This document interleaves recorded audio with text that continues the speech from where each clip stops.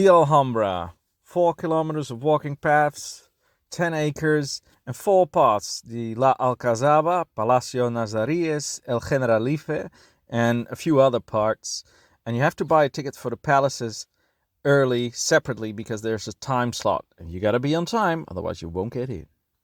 So these are the Nasric Palaces. They were the royal house for the royal families. There are 3 places: the Mexuar, the Palacio De Camaris, and the Palacio of the Lions, Los Leones. There was a Christian conquest, Charles V was there, and there's loads of other palaces as well. Now this is the Palacio de Mexuar. It's the oldest of the 3 palaces, and it was for the royal house. It was made by Ismail I in 1314 to 1325. It was also modified. It was a courtroom and a justice place, and after, with the Muslims and the Christians, they really made a lot of changes to this palace at a later time. The most significant ones was to make it into a chapel.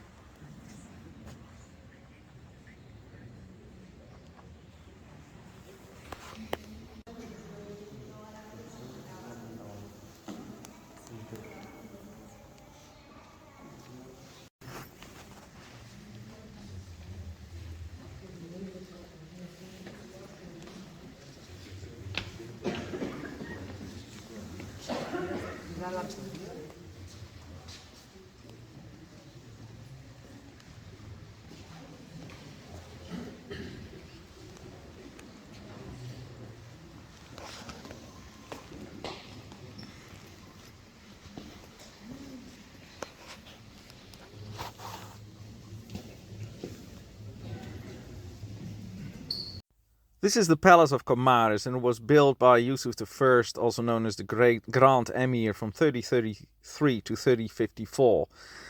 In these rooms, all the delegations and ambassadors were received, and the official life of the palace took place. It's really nice.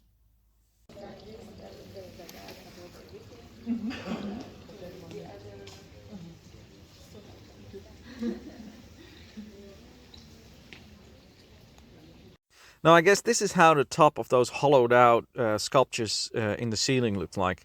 Actually, this is the Pacio Delindahara. Now, Charles V in 1526 made this patio, and it's composed of arcade galleries made of columns taken from other palaces in the Alhambra, and a garden area within its center, of course, a Christian-era fountain. So some parts were just broken down, built up with something else, but this is the old bathroom.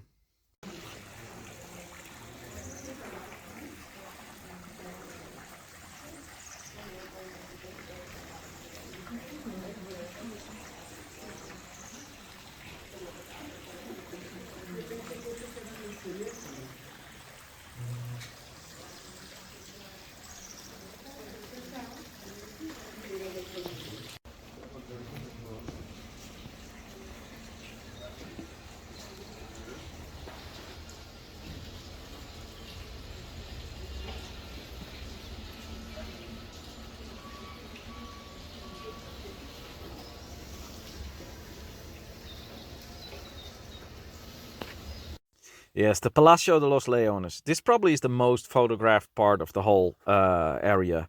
It's the 3rd palace, and this was for private use of the monarch and his family. It was probably constructed between 1354 and 1391. And as some people called it, it was the allegory of paradise and representation of heaven on earth. And there are about 124 columns, and from each room there is a water channel that symbolizes the 4 rivers of paradise, carrying water, milk, wine, and honey, and which lead to the Fountain of the Lions, the central element of the patio, where you can see the lions. And it's not really completely sure what they mean, but definitely they have a very big meaning in time. It could be the zodiac, or just that lions are animals that represent royal power. just like the Dutch have a lion in their weapon. Now the thing is, this is how it looks now. One can only imagine how some of these parts of the castle have looked when everything was painted. What was painted, what was not. Sometimes you see a little hue of blue.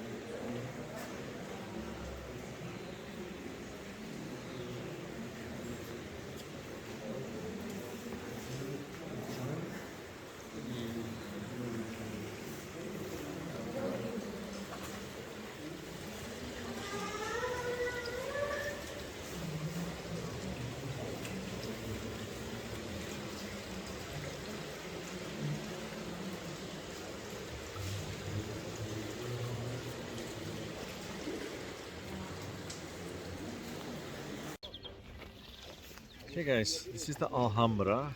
This is the patio behind the palaces. Let me turn the camera, you can get a better view.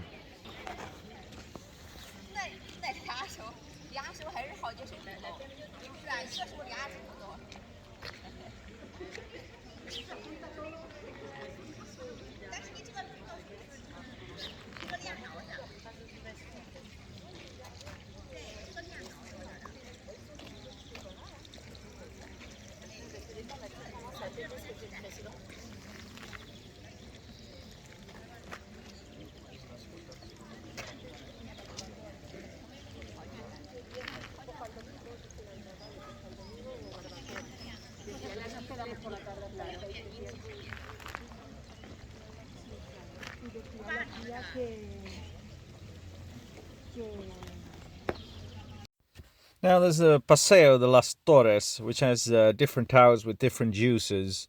I can't go all over them all. This is actually El Partal.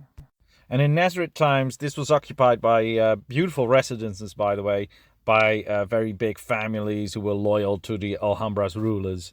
It's one of the oldest palaces in Alhambra, dating back to the time of Muhammad III. So here we have also like the Torre de los Picos, which protected one of the main entrances to the Alhambra. Hey, look, they're planting Neron root. I might harvest a few of those. And of course, a lot of feral cats there. And as far as I know, these are the contours of some of the old houses. Now this part is actually the Generalife. I thought it was smart, thought it being the general life, but Generalife. This is actually the theater, and it's really nice. It's got a raised podium, nice backdrop, and a lot of seats. So I bet actually today there will be still people doing some concerts here. It will be beautiful. Now this is all part of the gardens of the Generalife. Just gorgeous to walk through. Some old parts, some new parts. This is the Pacio de la Hsakia, a Spanish Muslim garden. And the view of the Alhambra itself is very nice from here. The legend has it that under this tree, one of the loved ones of the ruler was caught with a knight, so all the knights were beheaded. And yeah, those things happened in those days. More views, more beautiful views. I'm glad I brought the binoculars with me this time. There's the Mirador. Yeah, so much to see. And this is like the old way out the Generalife. Now, to make all this beautiful green stuff and provide the whole Alhambra with water, the ruler decided to look for a place where the water was higher so that he could make a trench all the way down to the Alhambra. That was 6 kilometers away, so it was a lot of digging. So this is the La Alcazaba. And these are the towers which the knights used for defending the castle and have a good look around. You could see the contours of the old houses or places where the soldiers slept. Now, as far as I've heard, is that when Napoleon was driven out of this place, the soldiers blew up all these parts, so you only see artifacts and some small finds they do now. It was the only thing that really got destroyed in recent times in the Alhambra.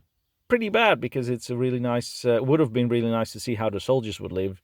But then you can go up the towers still, because those are still there, and the views from up there are absolutely stunning. You get a 360 panorama view, and you can see me smiling here, and you see that on the video coming up right after this last picture.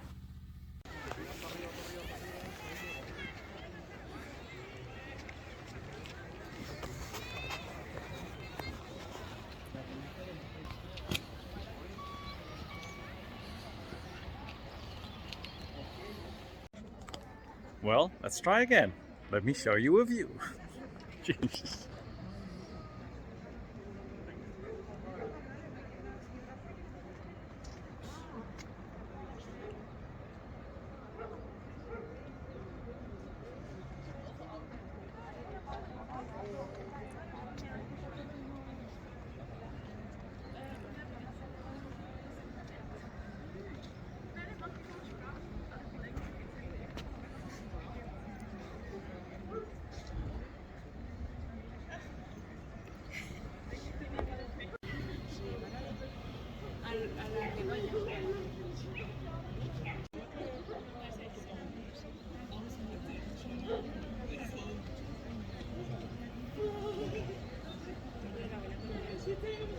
The Palace of Charles V, made in 1526. Funny though, it's a circular courtyard in a square building.